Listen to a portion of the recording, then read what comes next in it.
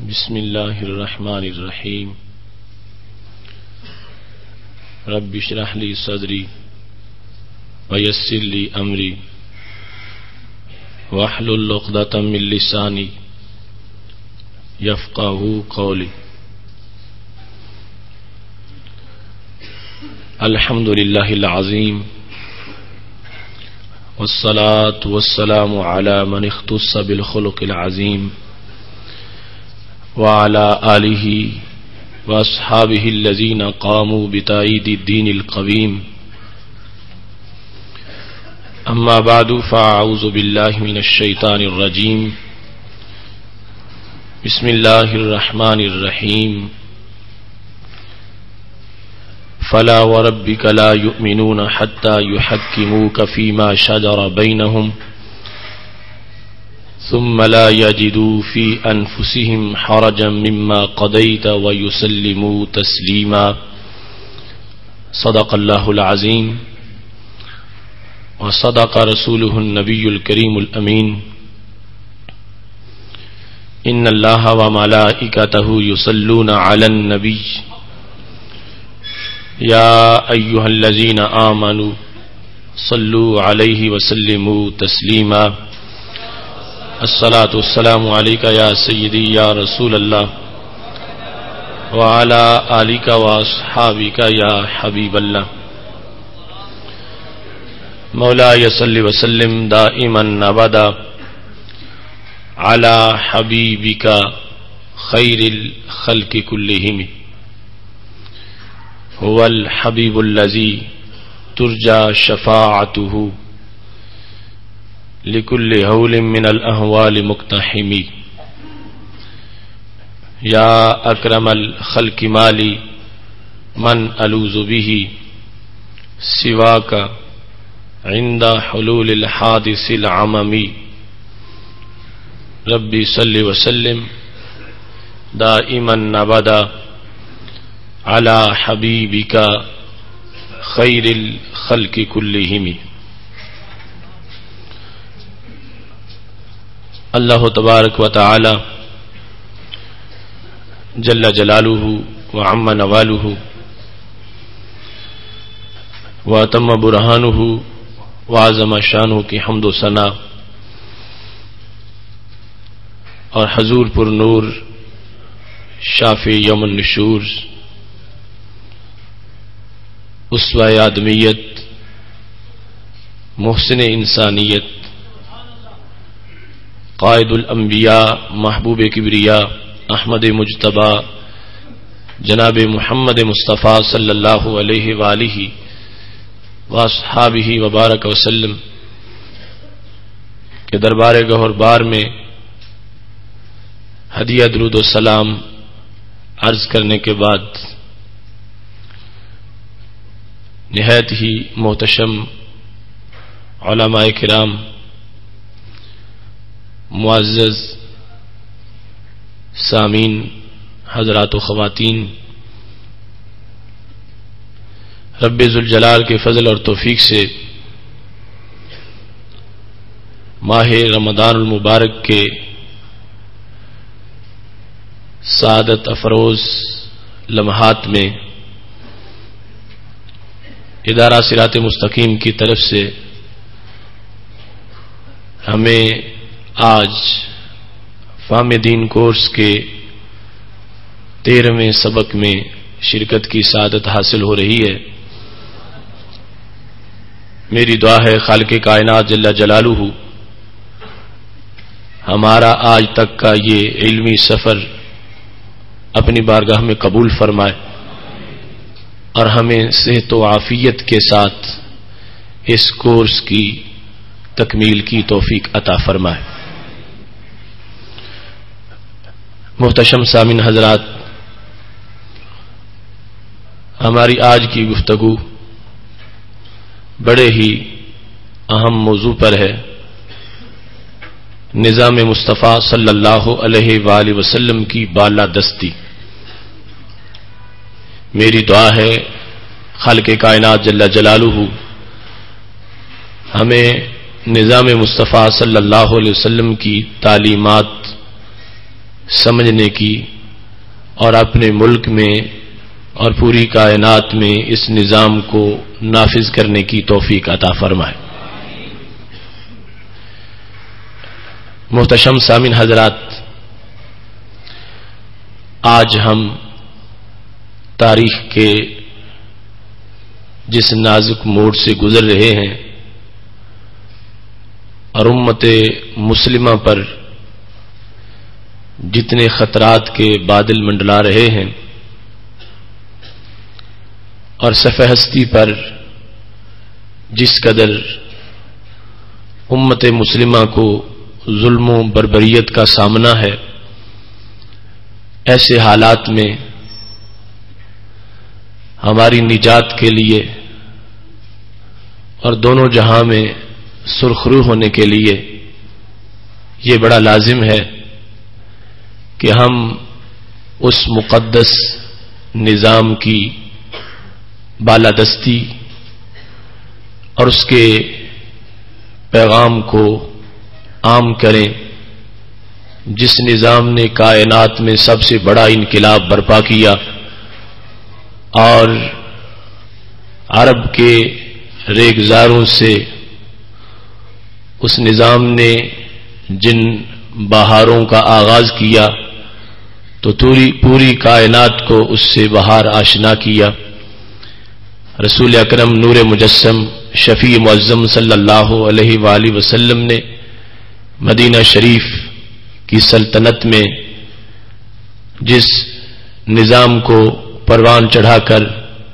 پوری کائنات کا نظام بنایا، آج واقعی طور پر اگر ہمیں پھر امن و چاہت کی، امن و آشتی کی اور انسانی عظیم اقدار کی رفتوں کی ضرورت ہے تو ہمیں پھر اسی نظام کا سہارا لینا ہوگا جو کہ دنیا میں بھی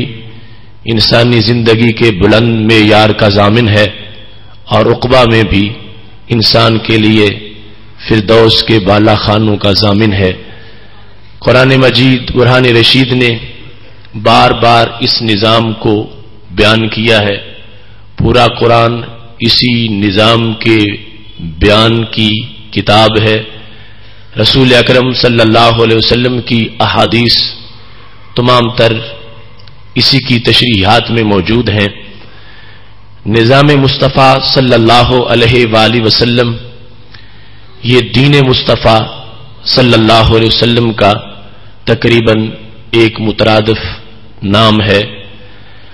نظام مصطفیٰ صلی اللہ علیہ وسلم کو بھی ہم اسی طرح ہی اس کی تشریح کر سکتے ہیں کہ قانون سماوی سائق لذوی العقول الی الخیر بالذات، کہ نظام مصطفیٰ صلی اللہ علیہ وسلم وہ آسمانی قانون ہے جو کہ انسانوں کی خیر کی طرف رہنمائی کرتا ہے، زندگی کے ہر شعبے کا رہبر ہے، زندگی کے ہر شعبے کا رہنما ہے، اور زندگی کے ہر شعبے میں انسان کی جو حقیقی بہتری ہے، جس کو کبھی انسان خود عقل سے سمجھتا ہے اور کبھی اس کی عقل سے وہ بہتری ماورا ہوتی ہے، اس تمام تر اصلاح کی طرف جو نظام انسان کو چلا کے لے جاتا ہے، اس نظام کو نظام مصطفیٰ صلی اللہ علیہ وسلم سے تعبیر کیا جاتا ہے۔ اگرچہ نظام مصطفیٰ صلی اللہ علیہ وسلم اپنی جامعیت کے لحاظ سے دین کے تمام شعبہ جات پر محیط ہے، عقائد بھی اس میں ہے، اعمال کی تعلیم بھی ہے، معاملات کا بیان بھی ہے، اصلاح نفس، اصلاح باطن اور اصلاح ظاہر تمام تر روشنی اس میں موجود ہے، لیکن بالخصوص نظام مصطفیٰ صلی اللہ علیہ وسلم کا لفظ جب بولا جاتا ہے تو سر فہرست اس کا وہ شعبہ ہمارے سامنے ہوتا ہے کہ جس کا تعلق منہج نبوت کے مطابق نظام سلطنت سے ہے، کہ کائنات میں حکومت کیسے کی جائے، لوگوں کے مسائل کا حل کیسے کیا جائے، دنیا میں امن و آشتی کو کس طرح رائج کیا جائے، اور کس لحاظ سے گورننگ ڈپارٹمنٹ کے اندر اصلاح کی جائے اور لوگوں کے مسائل کو آسانی کے ساتھ حل کر کے ایسا معاشرہ تشکیل دیا جائے کہ جو امن و آشتی کا گہوارہ بھی ہو اور اس کے اندر چلنے پھرنے والے روپ اللہ کو اتنے پیارے لگتے ہوں کہ ان پر فرشتوں کو بھی رشک آتا ہو. اس انداز میں ان کی سیرت جو ہے وہ نکھری ہوئی ہو اور کردار بے غبار ہو کہ جس کی وجہ سے زمین ان کے وجود کو بوجھ نہ سمجھے بلکہ ان کا قدم زمین کے لیے باعث سعادت ہو اور زمین ہر لمحہ ان کے چلتے پھرتے وقت بھی ان کے لیے دعائیں کرتی رہے. نظام مصطفیٰ صلی اللہ علیہ وسلم یہ نظام خدا تعالی ہی ہے. نظام مصطفیٰ صلی اللہ علیہ وسلم اور نظام الہی یہ مترادف اصطلاحیں ہیں اور قرآن و سنت کی تشریحات کے لحاظ سے یہاں پر ہمیں کوئی فرق نظر نہیں آتا. اگرچہ یہ تو ہے کہ پہلی شریعتوں میں جو نظام تھے ان کو نظام الہی تو کہہ سکتے تھے مگر نظام مصطفیٰ صلی اللہ علیہ وسلم نہیں کہہ سکتے تھے چونکہ ابھی وہاں پر مسلسل آگے سلسلہ جاری تھا کہ اس نظام کو مکمل کیا جا رہا تھا اور انسان کی جو طبی عمر ہے اور انسانیت کا جو کلچر ہے اس کے لحاظ سے ابھی سوچ پروان چڑھ رہی تھی. لیکن اب آخری دین جب آ گیا تو اس وقت نظام الہی اور نظام مصطفیٰ صلی اللہ علیہ وسلم یہ دونوں اصطلاحیں ایک ہی نظام کے نام کی حیثیت میں ہیں. یہی نظام شریعت ہے,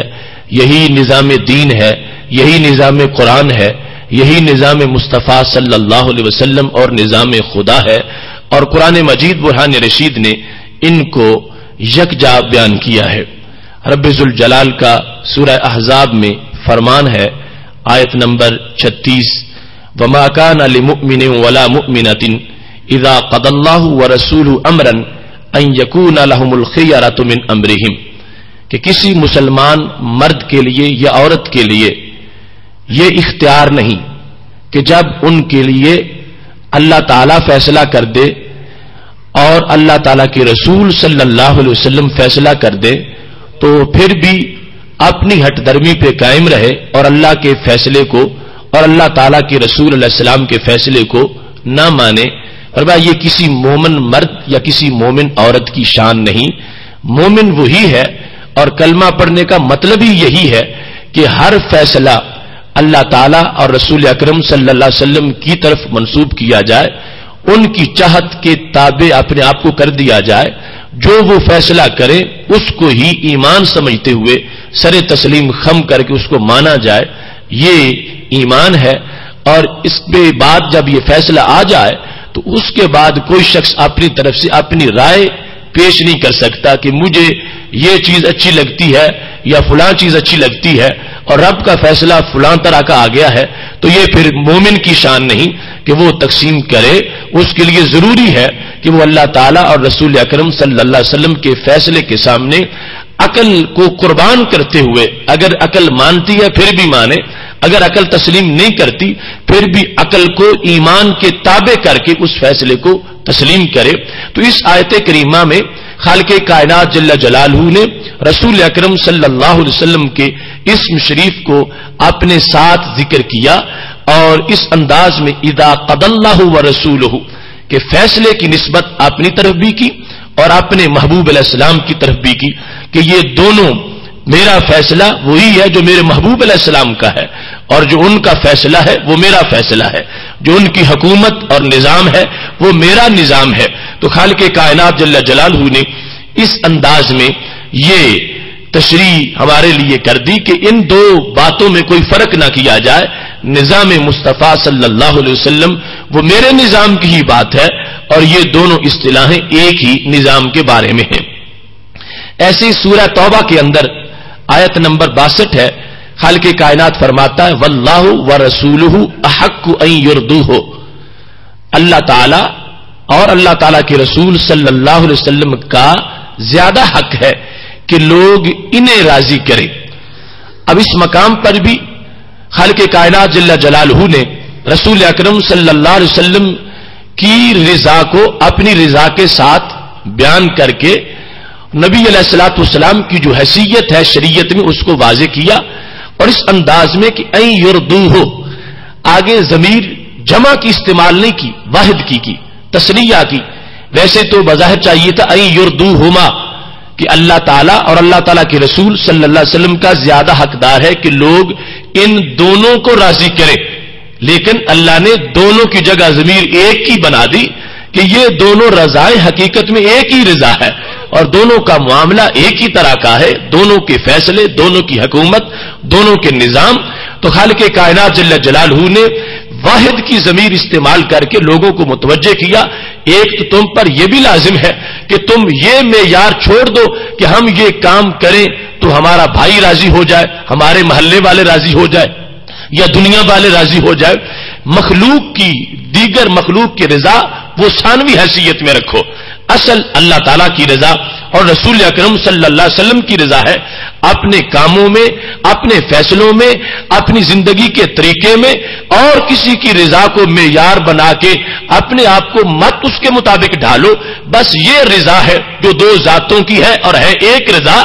اس کو معیار بنا کے اپنے آپ کو اس کے تابع کر کے زندگی گزارو گے تو اس زندگی کو کہا جائے گا کہ یہ نظام مصطفیٰ صلی اللہ علیہ وسلم کی چھاؤں میں گزاری جا رہی ہے. اس مقام پر آج جس وقت ہم نظام مصطفیٰ صلی اللہ علیہ وسلم کی بالادستی کے موضوع پر گفتگو کر رہے ہیں تو ابتدائی طور پر میں نے اس اصطلاح کی تھوڑی سی ڈیفینیشن اور تشریح کر دی. اب آگے یہ موضوع دو حصوں میں تقسیم ہو سکتا ہے، لیکن آج ہم اس پر ایک لحاظ سے گفتگو مکمل کریں گے انشاءاللہ تعالی. نظام مصطفیٰ صلی اللہ علیہ وسلم کی بالادستی، اس کا پہلا مطلب یہ ہے کہ انسان کی اپنی سوچ کے لحاظ سے نظام مصطفیٰ صلی اللہ علیہ وسلم کی بالادستی، کہ نظام مصطفیٰ صلی اللہ علیہ وسلم کو اتنا عظیم سمجھے کہ جب بھی کہیں مقابلہ ہو جائے اس کی خواہش کا اور نظام مصطفیٰ صلی اللہ علیہ وسلم کا، تو مومن وہ ہے کہ جو اپنی خواہش کو قدموں تلے دبا دے اور نظام مصطفیٰ صلی اللہ علیہ وسلم کا جھنڈا بلند کر دے.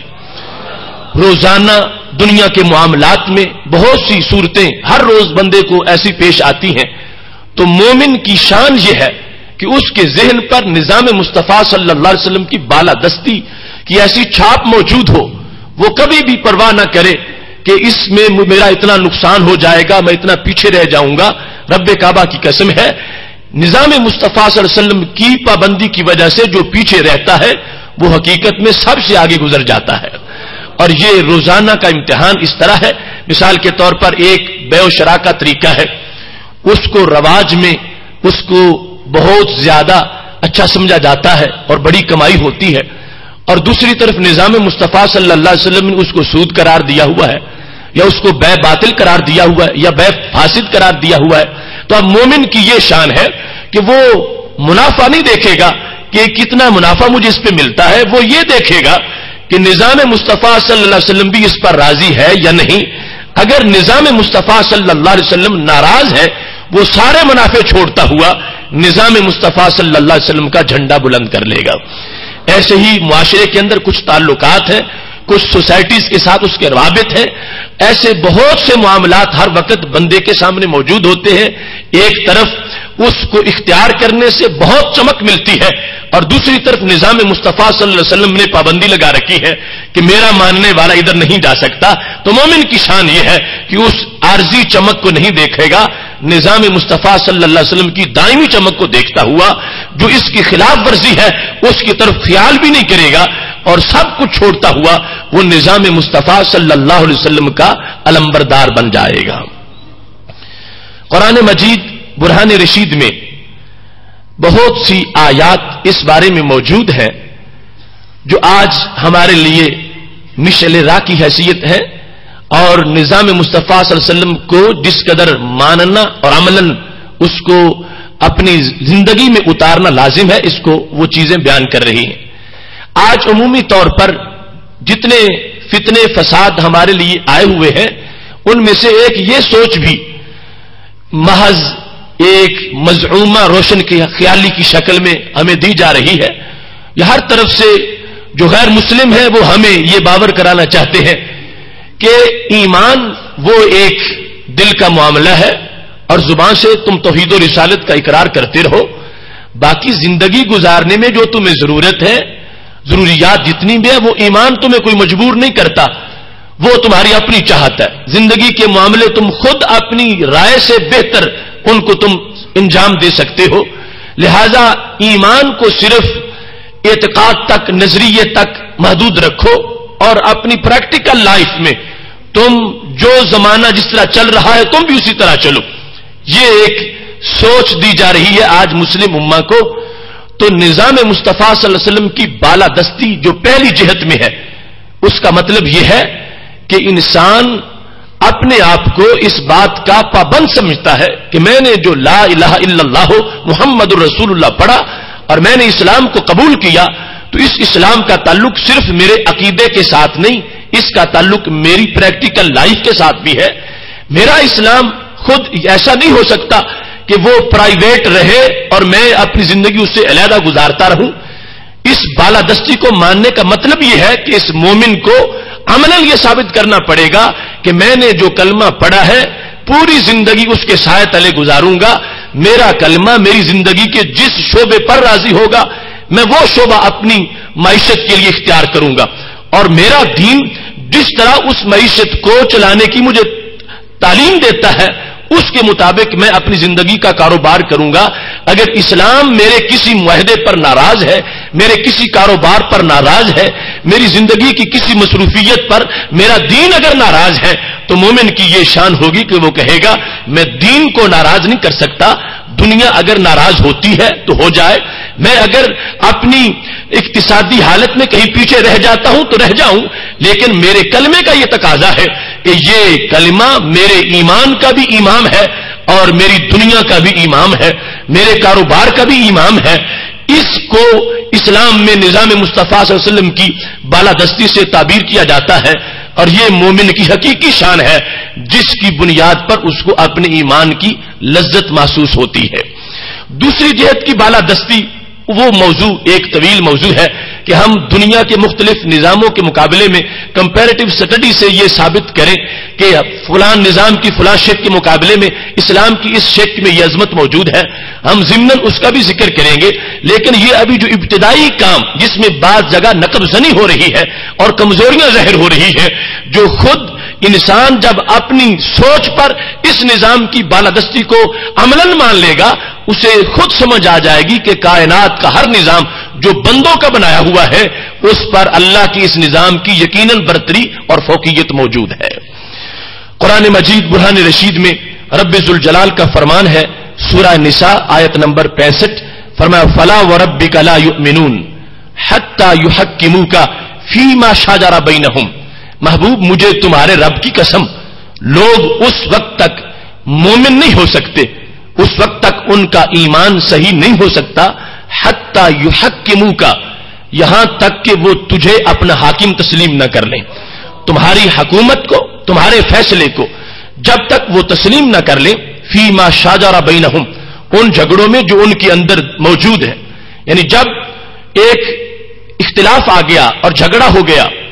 کہ یہ کام کرنا ہے یا نہیں کرنا، یا آپس میں کسی معاملے کے اندر جھگڑا ہو گیا، ایک اس کا حل اسلام میں ہے اور دوسرا اس کا حل سوشلزم میں ہے، تو فرمایا مومن اس وقت تک کوئی نہیں ہو سکے گا جب تک اس کے اسلامی حل کو اپنے دین کا حصہ نہیں سمجھے گا. رسول اکرم نور مجسم شفیع معظم صلی اللہ علیہ وسلم کی ذات کو رب ذوالجلال نے آپ کی حاکمیت کو اس انداز میں واضح کر دیا کہ جس طرح تمہیں رسول ماننا کلمہ گو کے لیے لازم ہے کہ اس وقت تک وہ مومن نہیں ہو سکتا جب تک تمہیں رسول تسلیم نہ کرے، فرمایا ایسے ہی اس پر یہ لازم ہے حتی یحکموک، جب تک تجھے حاکم نہ مان لے اس وقت تک بھی مومن نہیں ہو سکتا. مومن وہ ہوگا جو تمہاری حکومت کو، تمہارے نظام کو، تمہارے فیصلے کو تسلیم کرے گا، اس کو ایمان ملے گا. فیما شجر بینہم، ان جھگڑوں میں جو ان کے آپس میں ہوتے ہیں. ثم لا یجدوا فی انفسہم حرجا مما قضیت، فرمایا پہلے ماننا اور اس کے بعد یہ بھی دھیان رکھنا کہ کوئی فیصلہ بظاہر کسی کے خلاف ہو گیا ہے لیکن وہ فیصلہ شریعت کا فیصلہ ہے, اس میں بندے کا نقصان ہوا ہے, تو نظام مصطفیٰ صلی اللہ علیہ وسلم کی بالادستی کو ماننے کا مطلب یہ ہے, اللہ فرماتا ہے ثم لا یجدوا فی انفسہم حرجا, اس فیصلے کے بعد ذہن میں خیال ہی نہیں آنا چاہیے کہ یہ نقصان میرا اسلام نے کر دیا ہے اور یہ نقصان میرا نظام مصطفیٰ صلی اللہ علیہ وسلم نے کر دیا ہے.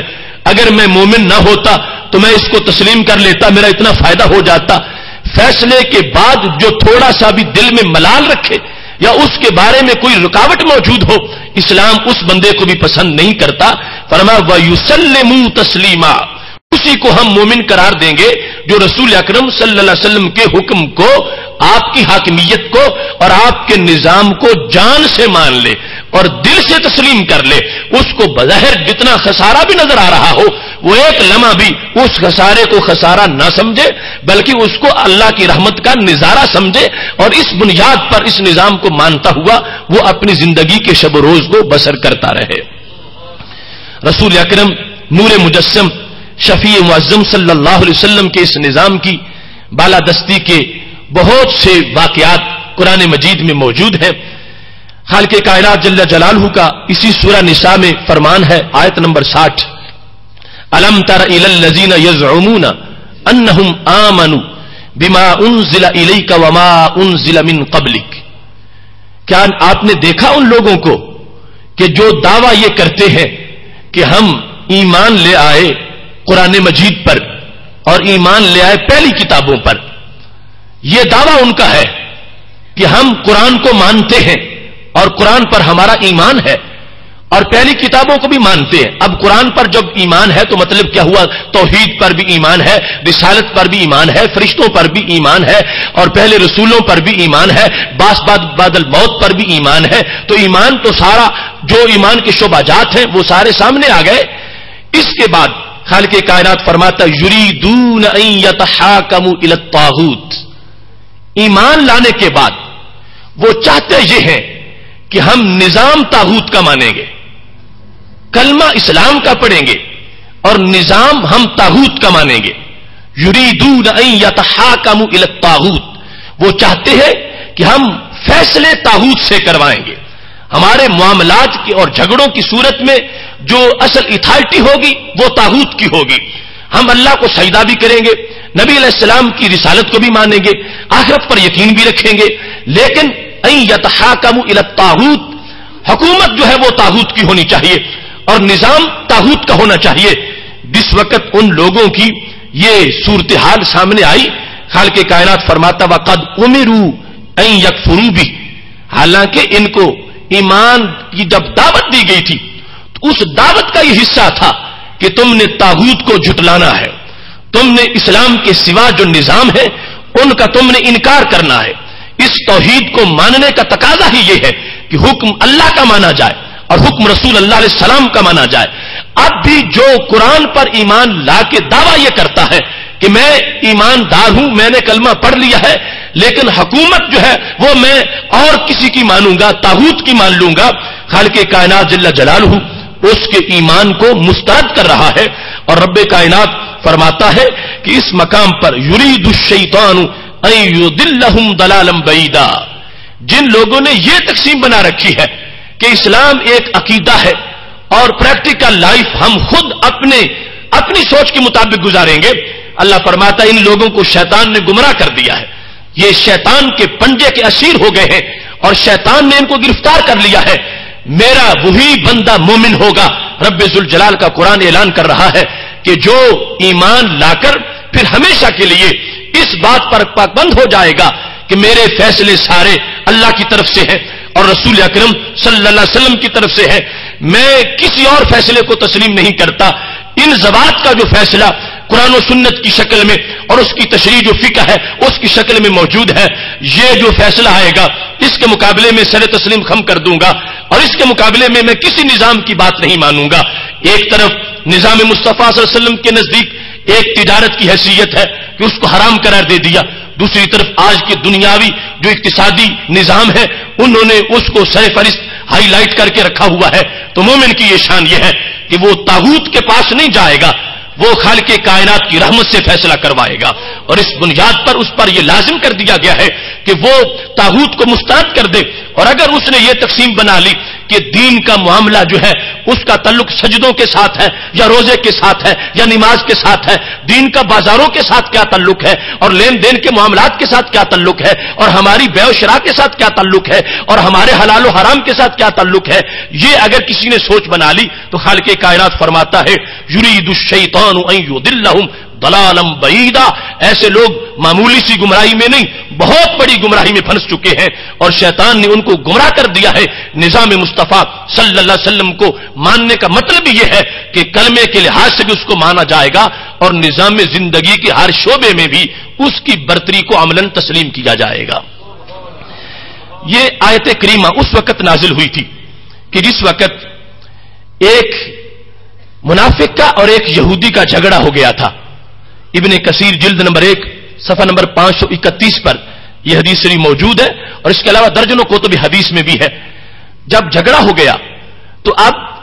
جھگڑا ایک دنیاوی معاملے کا تھا، اس کا تعلق براہ راست نماز روزے کے ساتھ نہیں تھا. جس وقت ایسا جھگڑا ہوا تو یہودی یہ کہنے لگا بینی و بینک محمد صلی اللہ علیہ وسلم کہ تو کلمہ گو ہے، میرا اور تیرا فیصلہ حضرت محمد مصطفیٰ صلی اللہ علیہ وسلم کریں گے. لیکن وہ منافق کہنے لگا بینی و بینک کعب بن اشرف، میرا اور تیرا فیصلہ کعب بن اشرف کرے گا. کعب بن اشرف جو بہت بڑا موذی انسان تھا، جس کو صحابہ کرام علیہم رضوان نے واصل جہنم کیا، وہ یہودی تو رسول اکرم صلی اللہ علیہ وسلم کا نام لے رہا ہے اور یہ جو بظاہر کلمہ گو ہے یہ کہتا ہے کہ میں اس سے فیصلہ کرواؤں گا. اب جب یہ صورتحال سامنے آئی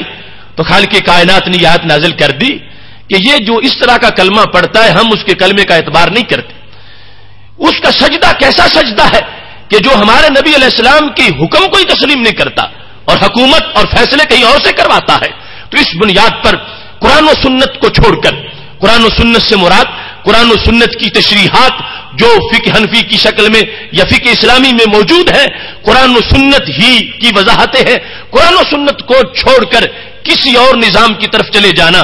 یہ طاغوت کی طرف جانا ہے، طاغوت کو مان لینا ہے اور طاغوت کو تسلیم کر لینا ہے. خالق کائنات جل جلالہ نے لازم کر دیا ہے کہ نظام مصطفیٰ صلی اللہ علیہ وسلم کی بالادستی کا تقاضا یہ ہے کہ تم اپنے دنیاوی معاملات میں بھی کسی اور طرف نہیں دیکھ سکتے، تم ادھر ہی دیکھو گے اور یہی نظام تمہاری کمی پوری کرے گا اور یہی نظام تمہاری ہر موڑ پہ رہنمائی کرے گا. اور اتنا بہترین نظام ہے، بچے کی ولادت سے پہلے سے لے کر اس کے قبر میں چلے جانے کے بعد تک بھی اپنے راہی کی رہنمائی کرتا رہے گا.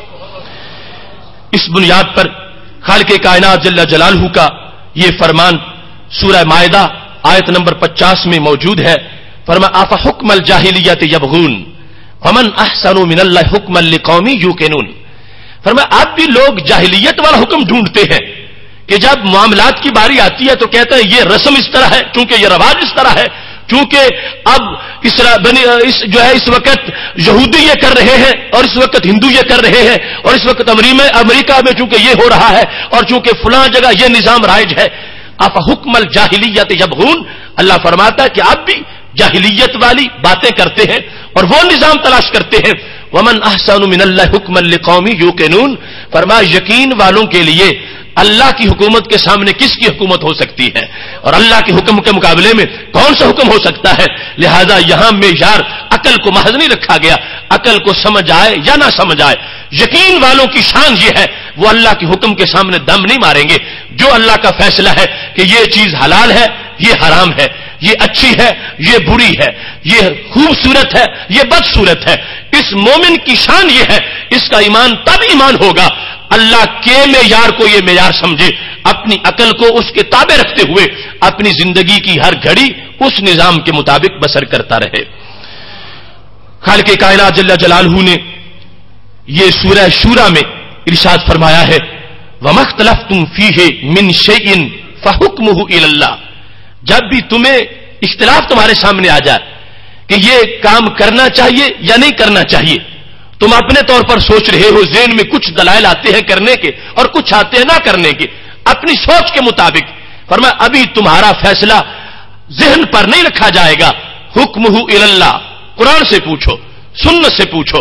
اگر قرآن و سنت راضی ہے تو پھر فیصلہ کر لو، پھر اس کے مطابق جو بھی مسئلہ سامنے آ گیا اس کو پیش نظر رکھو اور اس کو مقدم رکھو. کہیں بھی قرآن و سنت کو ناراض کر کے فیشن کو راضی کرتے ہوئے یا زمانے کو راضی کرتے ہوئے اپنی زندگی کے کسی کاروبار کا، کسی دھندے کا اور کسی مصروفیت کا فیصلہ نہ کرو، اس واسطے کہ ہماری دنیا کو شریعت نے دین بنا دیا ہے. جن کی دنیا محض دنیا ہے وہ دھکے کھاتے پھرے، خود سوچتے پھرے. ہماری دنیا پر تو دین کا جھنڈا لہرا رہا ہے، لہذا جب دین نے ہمیں سب کچھ دے دیا ہے ہمیں خود اپنی چاہتے اکٹھی کرنے کی کوئی ضرورت نہیں ہے. جو اللہ اور رسول علیہ السلام کی چاہت ہے اس کے مطابق زندگی گزارنے کا نام مومن کی زندگی ہے. اور پھر سورہ نساء کے اندر آیت نمبر 59 ہے، خالق کائنات فرماتا ہے فَإِن تَنَازَعْتُمْ فِي شَيْءٍ فَرُدُّوهُ إِلَى اللَّهِ وَالرَّسُولِ. اگر تمہارا کسی معاملے میں جھگڑا ہو جائے تو کیا کرو؟ فرمایا اللہ اور رسول علیہ السلام کی طرف چلے جاؤ، وہ جھگڑا ادھر ان کے دربار میں پیش کر دو، اور وہ دربار قرآن و سنت کا دربار ہے جو براہ راست بندہ اللہ تعالیٰ سے بات ہی نہیں کر سکتا. مطلب یہ ہے کہ قرآن و سنت کے فیصلے کے تابع ہو جاؤ، اور جو قرآن و سنت نے حل پیش کیا ہے اس کے مقابلے میں پھر یہ تعویلیں نہ بناؤ کہ یہ پرانے دین کی باتیں ہیں یا ایکسپائر ہو چکا ہے یا اس کے اب وہ اتنی صدیوں پہلے یہ بات ہو رہی تھی اب بڑی نئی روشنی آ گئی ہے اور یہ ہو گیا ہے وہ ہو گیا ہے. مومن کی یہ شان نہیں. اس کے ایمان کا تقاضا یہ ہے کہ جو اس کی دنیا کا فیصلہ قرآن و سنت نے کیا ہے وہی حتمی فیصلہ ہے اور اسی کے اندر اس کی زندگی کی کامیابی کا راز موجود ہے. قرآن مجید برہان رشید میں اللہ تبارک و تعالی نے ہمارے لیے معیار بیان کیا، اس لحاظ سے بھی جس طرح نا کہ ویسے اللہ تعالیٰ کی توحید اور نبی علیہ السلام کی رسالت کے لحاظ سے بھی بار بار بیان کیا گیا کہ اس کو مومن کہتے ہیں اور اس کو منافق کہتے ہیں. یہ دنیاوی معاملات کے اندر بھی پریکٹیکل لائف کی جو مختلف صورتیں ہیں ان کے لحاظ سے بھی قرآن و سنت نے ہمارے لیے ایک معیار بیان کیا ہے. اور آج بڑے افسوس سے کہنا پڑتا ہے کہ یہ معاملات سارے ہمارے آنکھوں سے اوجھل ہو گئے ہیں. اسلام متین جو اسلام مقدس دین ہے اس کا جو عملی زندگی کے ساتھ اس کا حصہ منسلک ہے معاذاللہ وہ سرد خانے میں پڑا ہوا ہے. آج ہماری دکانوں پر جو بیع و شراء کے معاہدے چل رہے ہیں اور جو تجارت کے قانون ہیں ان میں بہت کم ہے جو شریعت کی طرف دیکھتا ہو. صرف یہ دیکھا جاتا ہے کہ کمائی کس طریقے میں زیادہ ہوتی ہے اس کی طرف لوگ متوجہ ہو جاتے ہیں. اور یہاں تک کہ آج ہمارے عدالتوں میں جو فیصلے ہو رہے ہیں اور تھانے کچہری میں جو قانون چل رہا ہے کوئی قرآن و سنت سے پوچھنے کی وہ زحمت ہی گوار نہیں کرتا، انگریز کے قانون پر ناچا جا رہا ہے. تو یہ کتنی بڑی زیادتی ہے ہمارے دین کے ساتھ. یہ دین صرف مسجد و منبر و محراب کا دین نہیں، اس کا تعلق جوانوں کی جوانیوں کے ساتھ بھی ہے اور نیل کے پانیوں کے ساتھ بھی ہے. یہ میدانوں کا بھی دین ہے اور یہ ایمانداروں کی زندگی کے جو باطنی اسرار ہیں ان کے ساتھ بھی اس کا تعلق ہے. تمام جہتوں کے ساتھ جب انسان اپنے دین کے ساتھ منسلک ہوگا تو اس کے دین کو شرعی طور پر دین کہا جا سکے گا. خالق کائنات جل جلالہ نے قرآن مجید برہان رشید میں نظام مصطفیٰ صلی اللہ علیہ وسلم کی بالادستی کا معیار بیان کیا. 2 آیات صرف پیش کرتا ہوں. سورہ نساء کی آیت نمبر 61 ہے، اس میں منافق کا طرز عمل بیان کیا گیا. مشرکین تو ویسے ہی آئے نہیں اس دین کے نیچے، لیکن کلمہ گو ہو کے پھر جو یہ کہے کہ یہ میری پرسنل لائف ہے اور یہ اسلام ہے، میں کلمہ پڑھوں گا باقی میں خود آخر عاقل بالغ ہوں، میں سوچ سکتا ہوں. اور دوسری طرف ایماندار ہے وہ کہتا ہے عقل قرباں کن بپیش مصطفیٰ صلی اللہ علیہ وسلم، سب کچھ ان کے قدموں پہ نثار ہے، وہ جو فرمائیں گے وہی ہمیں منظور ہے. اب قرآن مجید کی سورہ نساء کی آیت یہ ہے وَإِذَا قِيلَ لَهُمْ تَعَالَوْا إِلَى مَا أَنزَلَ اللَّهُ وَإِلَى الرَّسُولِ، جب کہا جائے ان کو آؤ اس کی طرف جو نازل کیا ہے اللہ نے، اور آؤ اس کی طرف، آؤ رسول اکرم صلی اللہ علیہ وسلم کی طرف، آؤ اللہ کے اتارے ہوئے قرآن کی طرف، اور آؤ رسول اکرم صلی اللہ علیہ وسلم کی طرف. آنے کا مطلب کیا ہے کہ یہ تمہارا جو مسئلہ اب نیا آیا ہے اس کا حل ان سے کروائیں، قرآن سے کروائیں یا رسول اکرم صلی اللہ علیہ وسلم سے کروائیں. جب یہ کہا جاتا ہے منافقین کو تو وہ کیا کہتے ہیں؟ اللہ فرماتا رأیت المنافقین یصدون عنک صدودا، آپ دیکھیں گے منافقین کو کہ وہ چہرہ پھیر جاتے. ماننا انہوں نے رکھا ہوا تھا زبان کے اوپر، کلمہ سرکار کا پڑھنے کا مطلب ہی یہ ہے کہ آپ کی حکومت کو تسلیم کیا جائے، لیکن جو منافق ہے اس کی یہ صورتحال بیان کی جا رہی ہے کہ پہلے نعرے لگا رہا تھا کہ مانتا ہوں، کلمہ پڑھتا ہوں، کلمہ گو ہوں، توحید مانتا ہوں، رسالت مانتا ہوں، باس بعد الموت مانتا ہوں، سب کچھ مانتا ہوں، لیکن جب کہا کہ مانتے ہو تو پھر زندگی بھی انہی کے مطابق گزارنا پڑے گی، یہ تمہارا جو مسئلہ ہے اس کا حل جو نبی علیہ السلام بیان کریں گے وہ تمہیں ماننا پڑے گا، اور جس طرح یہ تمہیں بازار میں دیکھنا چاہتے ہیں تمہیں اس انداز میں دکان پہ بیٹھنا پڑے گا۔ تو اللہ فرماتا رأیت المنافقین یصدون عنک صدودا، وہ جو توحید میں تو انکار نہیں کرتے،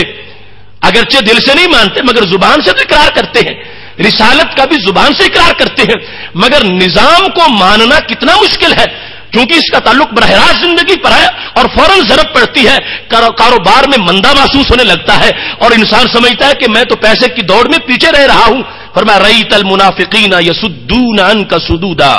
آپ دیکھیں گے کہ وہ تو منافقین بگوڑے ہو کے بھاگ رہے ہیں، دوسری طرف منہ کر کے چل پڑے ہیں اور اس بات پر آ ہی نہیں رہے کہ جو ان کا حکم ہوگا وہ ہم تسلیم کریں گے۔ یہ ہے نظام مصطفیٰ صلی اللہ علیہ وسلم کی بالا تری کے لحاظ سے منافق کا کردار۔ اور مومن کی شان کیا ہے؟ سورہ النور کی آیت نمبر 51 ہے، رب ذوالجلال فرماتا ہے انما کان قول المؤمنین اذا دعوا الی اللہ ورسولہ لیحکم بینہم ان یقولوا سمعنا واطعنا۔ فرمایا مومنوں کی شان یہ ہے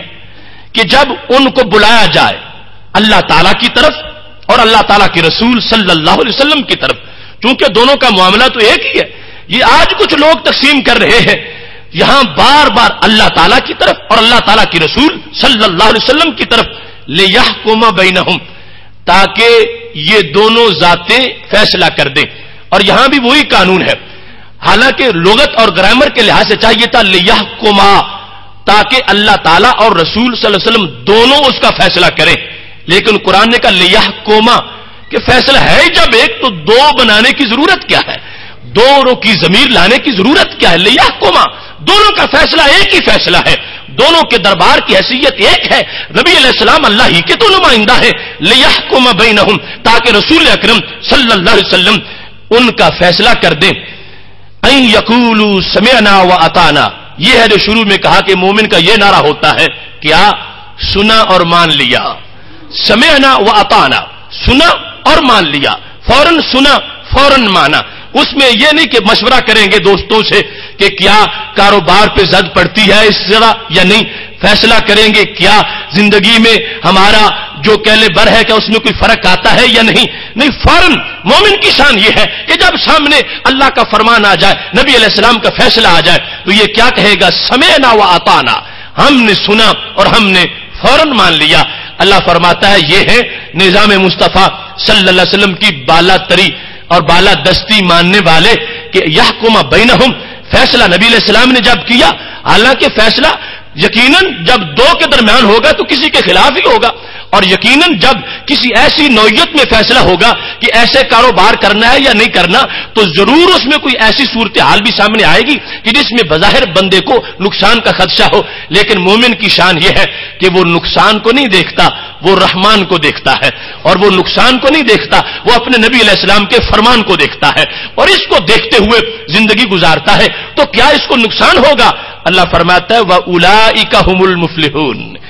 یہی ہیں کامیاب لوگ، یہی ہیں کامیاب لوگ جو اپنی معاملاتی زندگی کے اندر بھی اپنے فیصلے رائج نہیں کرتے، نبی علیہ السلام کی حکومت کو مانتے ہیں اور فیصلے کو تسلیم کرتے ہیں۔ تو یہ دو آیات ہمارے لیے معیار ہیں، اور اس محاسبہ کے ماحول میں ہمیں آج یہ بھی اپنا محاسبہ کرنا ہے کہ کیا عملاً ہم اسلام کے تقاضے پورے کر رہے ہیں اور نظام مصطفیٰ صلی اللہ علیہ وسلم کی بالا دستی جو ہے اس پر ہمارا عمل موجود ہے؟ کہیں ایسا تو نہیں ہوتا کہ ہم محض ایک روٹی کے لقمے کے لیے اور پیٹ کی جو آگ ہے اس کو بجھانے کے لیے کہیں باطل کا دھندا کر رہے ہوں اور باطل نظام کے پیچھے پڑے ہوئے ہوں، اور باطل نظام کو ہم نے اپنی دکانوں میں رائج کر رکھا ہو اور اپنے گھروں میں رائج کر رکھا ہو۔ نہیں نہیں، مومن کی یہ شان یہ ہے، وہ تنقید نہیں کرے گا، وہ اس میں تعویل نہیں کرے گا، اس کو صرف یہ پتہ چل جانا چاہیے، اور پتہ لگانا خود اس پہ فرض ہے کہ وہ جانے کہ میں نے زندگی کیسے گزارنی ہے۔ جب یہ دین اس کے سامنے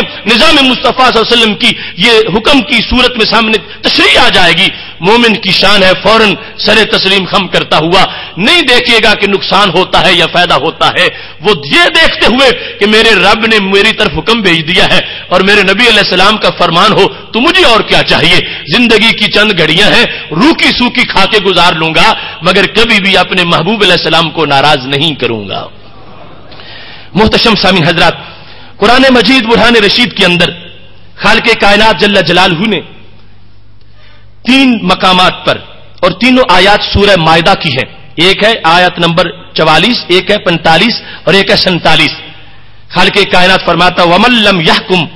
بِمَا أَنزَلَ اللَّهُ فَأُولَٰئِكَ هُمُ الْكَافِرُونَ، جو اللہ کے اتارے ہوئے کے مطابق فیصلہ نہ کریں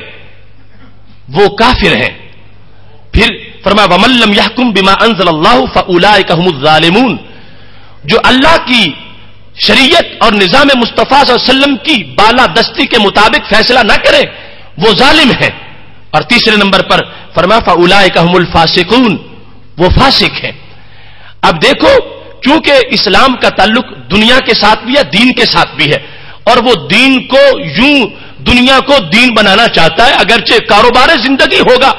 لیکن شریعت مطہرہ کے سائے کے مطابق ہوگا۔ تو جب گھر سے نکلا تھا دکان پہ جا رہا تھا اس کے کندھوں پر گناہوں کے بوجھ تھے اور اس کو تشویش تھی کہ آج پتہ نہیں کوئی بکری ہوتی ہے یا کوئی پرافٹ ملتا ہے یا نہیں، لیکن حلال کے سائے میں بیٹھ کر اس نے دکانداری کی ہے۔ جب شام آئے گا تو سارے گناہوں کی گچھڑیاں کندھوں سے گر چکی ہوں گی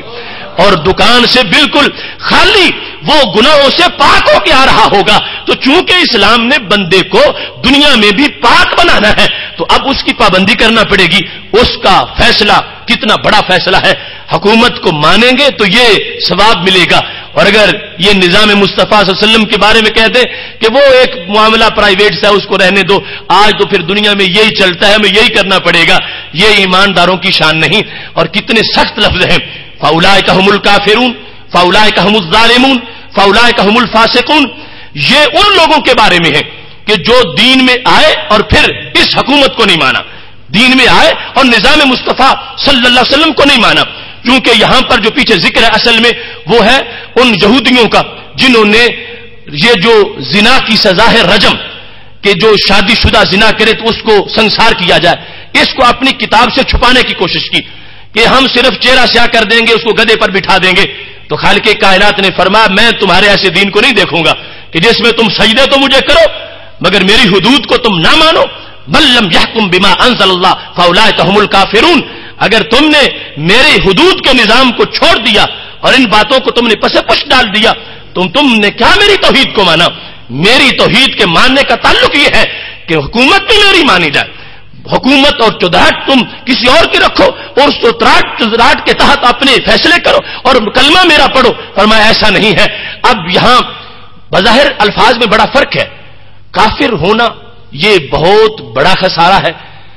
اور ایک جگہ فرمایا جو بما انزل اللہ کے مطابق حکومت نہیں کرتا، فیصلہ نہیں کرتا اور حکم وصول نہیں کرتا وہ کافر ہے، اور دوسرے مقام پر فرما دیا وہ ظالم ہے اور پھر فاسق ہے۔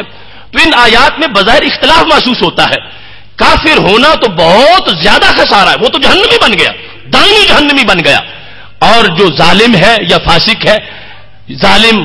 عام درجے کا، اس کے بارے میں ہے کہ سزا ملے گی گناہ کی پھر جنت میں آ جائے گا۔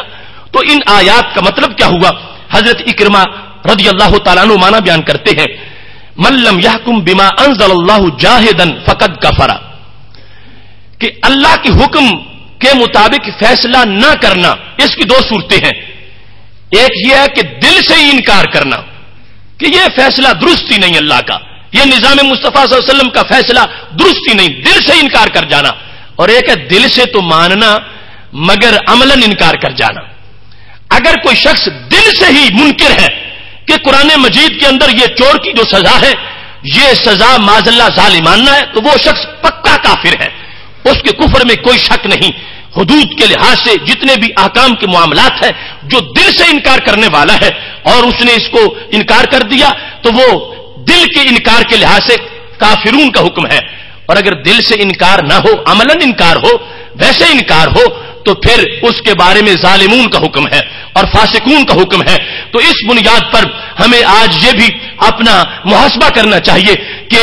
خالق کائنات جل جلالہ ہمیں کفر سے بھی بچائے اور اللہ تبارک و تعالی ہمیں ظلم اور فسق سے بھی بچائے. یہ جہاں سجدے کرنا، نمازیں پڑھنا، روزے رکھنا، یہ سارے معاملات اللہ نے ہمارے لیے لازم کر رکھے ہیں، وہاں اس نے ہم پر اس بات کو بھی لازم کر دیا کہ ہم اپنے معاملات اس کی حکم کے تابع رکھیں. بلکہ یہ معاملات اتنا لازم ہے، کچھ مراحل ایسے بھی آتے ہیں جہاں خالق کائنات جل جلالہ اپنی بندگی کے بارے میں یہ چھوٹ دے دیتا ہے کہ ٹھیک ہے تم کافر رہتے ہو، کافر رہو، اگر تم نے کلمہ نہیں پڑھا تو ہم جبرن تمہیں مومن نہیں کہیں گے. اگر اللہ چاہے تو کسی کی کیا مجال ہے کہ دل سے کلمہ نہ نکلے، لیکن وہ چاہتا ہے کہ اپنی چاہت کے مطابق تم دین کو قبول کرو. اب جس وقت ایک مرحلہ ایسا بھی آتا ہے کہ جہاں جزیہ کی شکل میں اللہ یہ منظور کر لیتا ہے ٹھیک ہے تم ذمہ بن جاؤ، ٹیکس دیتے رہو اور اپنے مذہب پہ رہو. اب اس کا مطلب دوسرے لفظوں میں کیا ہوا کہ وہ ذمہ ہے، وہ اللہ کو سجدہ نہیں کر رہا اور دین کو اس نے کلمہ نہیں پڑھا، لیکن اس سے حکومت منوائی گئی ہے. وہ مقام جہاں پر جا کے سجدے کی بالآخر اس کافر کی حیثیت سے چھوٹ آ گئی کہ ٹھیک ہے تم دین نہیں مانتے نہ مانو، مگر حکومت تمہیں ہماری ماننا پڑے گی.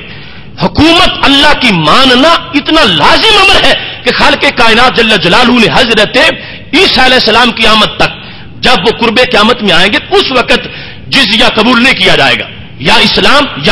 یا پھر قتل، یہ فیصلہ ہوگا. لیکن آج ایک شخص اگر مسلم حکومت اس جگہ پہ قبضہ کر لیتی ہے تو اس کافر نے اگر کلمہ نہیں پڑھا تو اس نے حکومت کو مان لیا، ٹھیک ہے میں ٹیکس دوں گا، میں عاجز بن کے رہوں گا، میں کر کے نہیں چلوں گا، اس کو ذمہ قرار دے دیا جائے گا. تو اب اس کے خون کو تحفظ دے دیا گیا اور یہاں تک کہ نبی علیہ السلام نے فرما دیا جس نے اس کو مارا قیامت کے دن اس کا کیس اللہ کے دربار میں میں لڑوں گا. اتنی اس ذمہ کو حیثیت دے دی گئی. تو اب کیا اس کا معاملہ ہے؟ وہ اللہ کو تو سجدہ ہی نہیں کرتا، لیکن اللہ کی حکومت کو اس نے تسلیم کر لیا ہے کہ جو اس سلطنت کے اندر اللہ کا راج ہے، نظام مصطفیٰ صلی اللہ علیہ وسلم کی بالادستی ہے، میں اس سے سرکشی نہیں کروں گا، میں اس کے خلاف نہیں چلوں گا. تو دیکھو اتنا لازم ہے اللہ کے دین کو یعنی حکم کو ماننا، اس کی حکومت اور نبی علیہ الصلوۃ والسلام کے راج کو تسلیم کر لینا کہ جزیہ آج اس کو شریعت کا حصہ بنا دیا گیا ہے کہ ٹھیک ہے اگر کسی نے کلمہ نہیں پڑھا اس کو دہنے دو اپنے دین پر، مگر اس کو ہمارے نظام کی مخالفت نہیں کرنا ہوگی، نظام ہمارا ماننا پڑے گا. تو اس واسطے نظام کی بات اتنی کام کی بات ہے کہ اس کو معمولی نہ سمجھا جائے. اگر آج ہم مسجدوں میں سجدہ کر لیں اور ہماری کچہریاں اس نظام سے خالی رہے، ہمارے معاملات زندگی اس نظام سے بالکل ناآشنا رہے تو کتنا بڑا خسارہ ہوگا اس دین کا اور ہمارا حقیقت میں خسارہ ہوگا. تو یہ دونوں معاملات لازم ہیں، بندگی بھی اس کی بہت لازم ہے اور سجدہ کرنا، روزہ رکھنا، اور اس کی جو حکومت ہے وہ جو چاہتا ہے کہ کسی اور کی نہ چلے میری چلے، یہ میرے بندے ہیں، ان کی گردنوں پر میرا راج ہو، میری حکومت ہو، یہ مانے میری حکومت کو. یہ خالق کائنات جل جلالہ کے نظام کی بالادستی کا وہ معیار ہے کہ جس پر بڑی توجہ کی ضرورت ہے. آج یعنی انسان ایک جو ہے وہ بے رحمی کا شکار ہوتا جا رہا ہے اور شتر بے مہار کی طرح اس کو سمجھتا کہ شاید بہت سے تو وہ باغی ہیں جو نماز اور روزے کی طرف آتے ہی نہیں، اور جو نماز اور روزے کی طرف آ چکے ہیں ان میں سے کچھ کو بھول لگی ہوئی ہے کہ شاید یہ ہم نے دین کا معاملہ مکمل کر لیا. دین کی شعبہ جات کی حکومت کا تقاضا یہ ہے کہ وہ صوفی، وہ سالک، وہ تہجد گزار جو تہجد تو پڑھتا ہے مگر نظام مصطفیٰ صلی اللہ علیہ وسلم کی بالا دستی کے لحاظ سے اس کا کوئی کردار نہیں یا اس کے مخالفت میں چل نکلتا ہے، اور نبی علیہ السلام کے فیصلہ جو بیع و شراء کے بارے میں ہے، نظام زندگی کے بارے میں ہے، اگر اس کو ترک کر دیتا ہے تو اس کو اس کا بڑا شدید خمیازہ بھگتنا پڑے گا. دین متی کو ماننے کا نام یہ ہے کہ عمل، معاملات، عقیدہ ہر لحاظ سے نبی علیہ الصلوۃ والسلام کے فیصلے کو تسلیم کر لیا جائے. اس سلسلہ میں بڑی عجیب بات بخاری شریف میں ہے. جس وقت رسول اکرم صلی اللہ علیہ وسلم نے مدینہ شریف سے دنیا کے مختلف ممالک کے بادشاہوں کو خطوط لکھے تھے تو ان میں ایک خط ہرقل کو بھی لکھا گیا تھا. اس خط کی عبارت یہ تھی: بسم اللہ الرحمن الرحیم من محمد عبد اللہ ورسولہ الی ہرقل عظیم الروم. کہ یہ خط محمد صلی اللہ علیہ وسلم جو اللہ کے بندے ہیں اور رسول ہیں ان کی طرف سے عظیم روم کے نام ہے. اور آگے اس میں عبارت لکھ دی، دعوت اسلام دے دی. اب اس کے شروع میں جو اس وقت رائج تھا لقب، وہ تھا ملک روم. عظیم روم اس کو کوئی نہیں کہتا تھا، ملک روم کہا جاتا تھا. ملک بسرا، ملک بحرین، ملک روم، روم کا مالک، روم کا بادشاہ، روم کی سلطنت کا فرما روا، ملک روم یہ اصطلاح تھی. مگر رسول اکرم صلی اللہ علیہ وسلم نے اس کو ملک روم کہہ کے خط نہیں لکھا. یہاں تک کہ ہرقل کے بھائی کو اتنا غصہ آیا کہ اس نے خط پھاڑنے کی کوشش کی کہ دیکھو انہوں نے خط میں تمہارا لقب ہی صحیح نہیں لکھا، ملک تمہیں مان ہی نہیں رہے، ملک لکھ ہی رہے. اور ہرقل نے وہ خط پکڑ لیا اور اس کو پڑھا. اب اس مقام پر محدثین نے بحث کی ہے کہ آخر وجہ کیا تھی کہ رسول اکرم صلی اللہ علیہ وسلم نے ملک کیوں نہیں کہا. حالانکہ تبلیغ کا ایک یہ طریقہ بھی ہے کہ نرمی برتی جائے. تو نرمی کا مطلب یہ تھا کہ جس لقب سے وہ خوش ہوتا ہے وہ لکھا جائے کہ وہ بات کو سنے تو صحیح. تو رسول اکرم صلی اللہ علیہ وسلم نے ملک نہیں لکھا. تمام محدثین اور شارحین بخاری نے اس کا جواب دیا کہ ٹھیک ہے تبلیغ میں نرمی تو ضرور چاہیے، لیکن ایسی نرمی بھی نہیں چاہیے کہ جس نرمی کی وجہ سے اصل دین ہی بدل جائے. رسول اکرم صلی اللہ علیہ وسلم نے دونوں معاملات سامنے رکھے ہیں. ملک نہیں لکھا اور نرمی کرتے ہوئے عظیم لکھ دیا ہے. عظیم روم. عظیم روم کا مطلب کیا ہے کہ روم کے لوگ جس کی تعظیم کرتے ہیں، روم کے لوگوں نے جس کو اپنا بڑا بنایا ہوا ہے، میں اس کو خط لکھ رہا ہوں. اور ملک روم کا مطلب بنتا ہے روم کی زمین کا مالک. حضرت علامہ بدر الدین عینی رحمۃ اللہ علیہ نے بخاری شریف کی شرح عمدۃ القاری کے اندر جلد نمبر 1 صفحہ نمبر 159 پر اس کا جواب لکھا. اور ایسے ہی ارشاد الساری میں اور ایسے ہی فتح الباری کے اندر یہ جوابات موجود ہیں. کیوں نہیں لکھا اس کو ملک روم؟ کہتے لأنہ معزول عن الحکم بحکم دین الاسلام، کہ اسلام نے آ کر اس کو حکومت سے معزول کر دیا تھا. اسلام کے آ جانے کے بعد صرف وہی ملک کہلائے گا جس کو اسلام ملک بنائے گا، اور اسلام جس کو ملک نہیں بنائے گا وہ حقدار نہیں کہ اس کو زمین کا مالک کہا جائے. زمین اللہ کی ہے اور اللہ تعالیٰ کے رسول علیہ السلام کی ہے. واضح طور پر سرکار کے لفظ ہیں وَاعْلَمُوا أَنَّ الْأَرْضَ لِلَّهِ وَرَسُولِهِ، لوگوں جان لو یہ زمین میرے اللہ کی ہے اور میری ہے، اس پر میرا راج چلے گا اور ہم کسی کو ملک تسلیم نہیں کرتے. ہم ان کا کلمہ پڑھنے والے ہیں جنہوں نے ایک سپر پاور جو بظاہر اس وقت تھی اس کے بادشاہ کو ملک لکھنے سے انکار کر دیا تھا کہ میں خود اس کو ملک مان جاؤں تو پھر پیچھے رہ کیا جائے گا. ملک نہیں لکھا اس واسطے کہ وہ معزول ہے، اس کا تختہ اسلام نے الٹ دیا ہے، اسلام اس کو مانتا ہی نہیں ہے. زمین اللہ کی ہے، غیر مسلم اس کا مالک کیسے ہو سکتا ہے، اس کا حکمران کیسے ہو سکتا ہے، اس کا بادشاہ کیسے ہو سکتا ہے. فرمایا ہم نرمی برتیں گے، یہ لکھ دیتے ہیں عظیم روم، مگر ملک نہیں لکھیں گے اس واسطے کہ اسلام کے ہوتے ہوئے کسی کی حکومت نہیں چلتی. اب دیکھو کتنا معاملہ بگڑ گیا. آج ہم غیر مسلموں کے ساتھ، غیر مسلم حکومتوں کے ساتھ جو ہمارے رویے چل رہے ہیں اور جتنا ہم ان کے زیر دام آ چکے ہیں، کس قدر دین متی ہم سے ناراض ہو گیا ہوگا. اس انداز میں دعوت دی ہے میرے محبوب علیہ السلام نے، اسلموا تسلموا، اسلام مان لو تو بچ جاؤ گے ورنہ ہم تمہاری گردن اتاریں گے. یہ انداز تھا اس وقت کے جب مسلمان تھوڑے سے تھے اور کروڑوں ہو اور پھر نیچے دب کے رہے اور ان کو پوری طرح اپنے اوپر سوار کر لیں. یہ نظام مصطفیٰ صلی اللہ علیہ وسلم کی بالادستی نہیں ہے. نظام مصطفیٰ صلی اللہ علیہ وسلم کی بالادستی کا مطلب یہ تھا کہ ہمارے محبوب علیہ الصلوۃ والسلام نے خط لکھتے وقت بھی یہ لکھا کہ قیامت تک میری امت کو مذاکرات کرتے ہوئے بھی میری تعلیمات کو سامنے رکھنا چاہیے کہ ہم غیر مسلم حکومت سے مذاکرات کریں گے تو نظام مصطفیٰ صلی اللہ علیہ وسلم اس میں بھی ہمیں سبق دے رہا ہے کہ ان کو ملو تو اس انداز سے، ان سے بولو تو اس انداز سے، ان کا ادب کرو تو اتنا تک کرو، ان کو یوں اپنے سر کے اوپر نہ چڑھا لو کہ جس کی وجہ سے دین کی بھی ادبی ہو جائے اور تمہارے ایمان کی بھی ادبی ہو جائے. نبی اکرم نور مجسم شفیع معظم صلی اللہ علیہ وسلم نے اس انداز میں اپنی امت کو تعلیم دی ہے. اب صرف ایک بات بالکل مختصر سی کہ جب ہم دیکھتے ہیں دیگر نظاموں کے لحاظ سے اس کی بالادستی کیا ہے. آج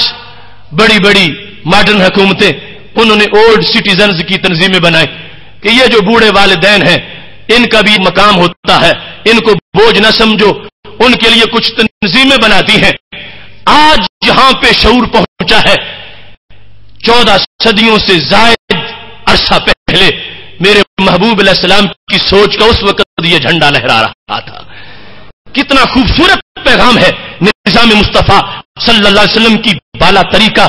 اور ابو داؤد شریف میں حدیث موجود ہے, رسول اکرم صلی اللہ علیہ وسلم فرماتے ہیں ان من اجلال اللہ اکرام ذی الشیبۃ المسلم. فرمایا جو بندہ بوڑھا ہو چکا ہے, جس کی داڑھی کے بال سفید ہو گئے ہیں, اس بوڑھے کو بوجھ نہ سمجھو, وہ تمہارے معاشرے میں رحمت کی علامت ہے.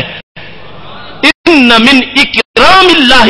اجلال ذی الشیبۃ المسلم. فرمایا جس نے بوڑھے مسلمان کی عزت کی اس نے اللہ کا ادب کیا, اس نے خالق کائنات جل جلالہ کا احترام کیا. جس نے ایک بوڑھی خاتون کا ادب کیا, بوڑھے مسلمان کا, مومنہ کا ادب کیا. اب دیکھو دوسرے نظاموں کے یہاں مقابلے میں ہر جہت میں ایسی بالا دستی اس نظام کی ہے. میرا رب ہمیں